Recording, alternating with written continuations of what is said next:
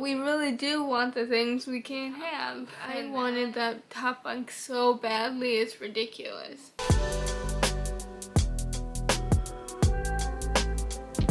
Hi guys, welcome back to my channel. If you're new here, my name is Sienna and I have cerebral palsy. In today's video, I wanted to talk to you about all of the little tweaks and modifications that we've made to my space, my house, to make it more accessible for myself. You know that old adage that says it takes a village to raise a child?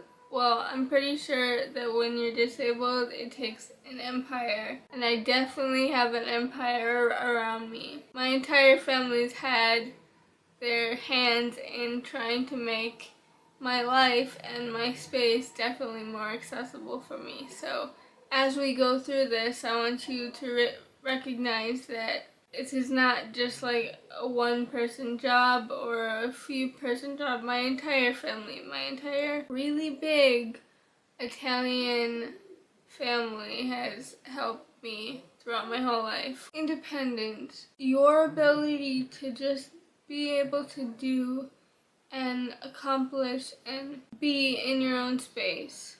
Sometimes when you're disabled, just being is hard. So independence means that I could just do without thinking. And a lot of my life has to do with having forethought for things because the world's not built for me. So you're constantly having to think about and modify and adapt because of the surroundings around you. All of these things we're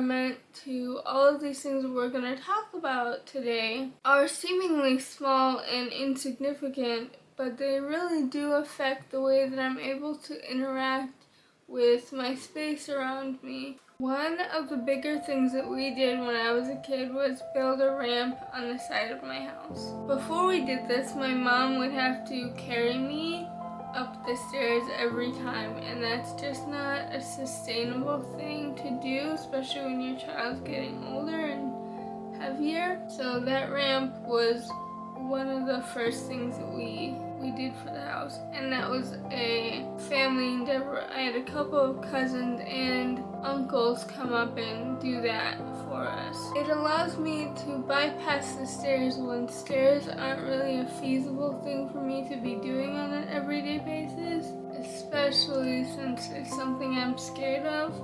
Like, just doing stairs has never been my favorite thing to do. The ramp just makes more sense because I no longer have to think about that. I no longer have to think about just being able to get in my own house by myself. The second thing I want to talk about is the shower that we had built. When I was a kid, we had a tub shower combination, and as I got older, that just became very difficult for me to be able to navigate by myself.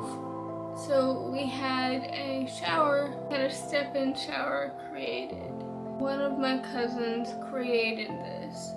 He built it from the ground up, and he's honestly someone I consider to be more of a brother than a cousin, but he is the mastermind behind this. He made it built for my measurements and my ability to reach everything. He made sure I could move around comfortably and have a hold of everything. He made it perfect for me. It was a custom shower. This shower is his baby, and I'm so grateful that it's something that we could create in my house because it truly is life-changing. Creating this space is really just about reducing friction, because when you have a disability, friction in your life is honestly a constant. You're always having to jump through hoops and modify and adapt. And this shower is definitely something that we had to battle every day. So having something that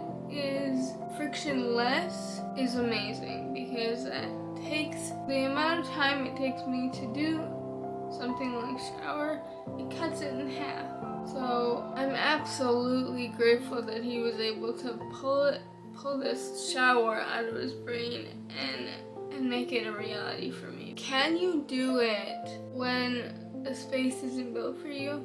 Yes, you can make anything work, because honestly, that's one of our superpowers as people with disabilities, is like making anything work. It's a superpower, trust me. But do we want to have to do that every day?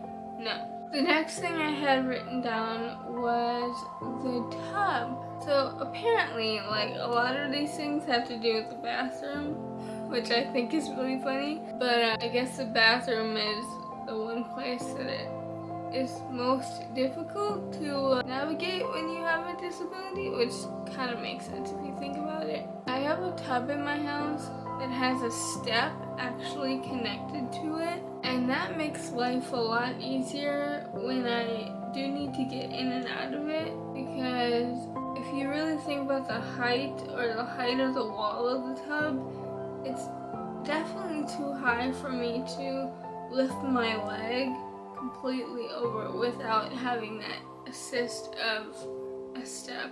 Not to say that I still don't accidentally slip or slide getting in and out of the tub, mostly out of the tub when I'm like wet. It's still difficult, but that step has definitely changed and aided in my ability to not just face plant most of the time when using the tub. The last thing that we have purposely done for the space is paying attention to where we put our coats. In our house we have like a little L-shaped like nook where it would make sense to hang coats and like have shoes and stuff, but it's hard for me to reach inside that nook because of where our shoes are placed. So my mom had mentioned, like, why don't we just put a hook on the outside of that L shape, so it's like kind of jutted out a little bit, but it's at a height where I can easily reach it. That was really all of the major things that we have done for structurally, like major things we've done to the house, but there are definitely some like little things that I prefer and that we have just bought because it's easier for me. So I want to go through some of those right now. Let's just do like a little rapid fire situation. One thing that comes to mind is where we place our oven mitts, because it's a little bit too high. My mom has moved the hook down, so that makes it easier for me to reach for myself. Another one, when I use a stool for like a bar or something, like a breakfast bar stool situation, some of them have no back, and that makes me really uncomfortable. So as I've gotten older, I've realized, like, if and when I ever like have the need to buy bar stools for anything, I really like the ones with backs on them because I feel a lot more secure. And all of my family members, most of my aunts and uncles, have done the whole backs on bar stools thing. And I don't know if it was for me specifically, but I think it's really funny and sweet that like they all incorporated that, because it makes it a lot easier for me to be comfortable in their space as well. So thank you to everybody in my family that has bar stools that have backs. It's great. Awesome. Another one I can think of is the height of a cabinet. Sometimes they're too tall for me, so it's hard for me to reach certain places in where we keep like our coffee cups. For example, our coffee cup cabinet's like in the corner and pretty high up, so I can only reach a like certain section of it. Oh my gosh, I almost forgot one too.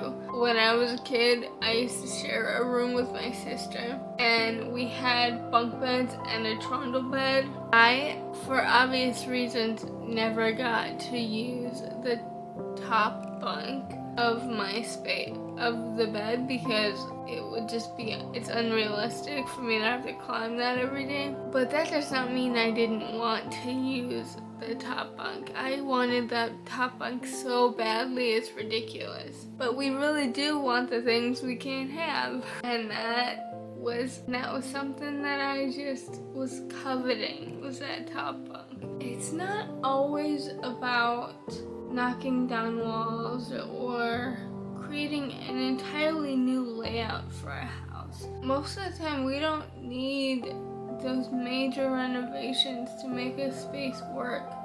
We just need these little tweaks to make it more user-friendly. What I think is really funny is that it's not really that uncommon to do those things. It's not uncommon to make modifications to your space. Everybody makes modifications. Everybody makes changes to their space. It's just more prevalent when your physical needs are what prompt you to do so. So with that said, I want to ask you, what are those little modifications, little tweaks you've made to your space to make it more accessible, more user-friendly for you? That's all I have for today. Thank you so much for watching.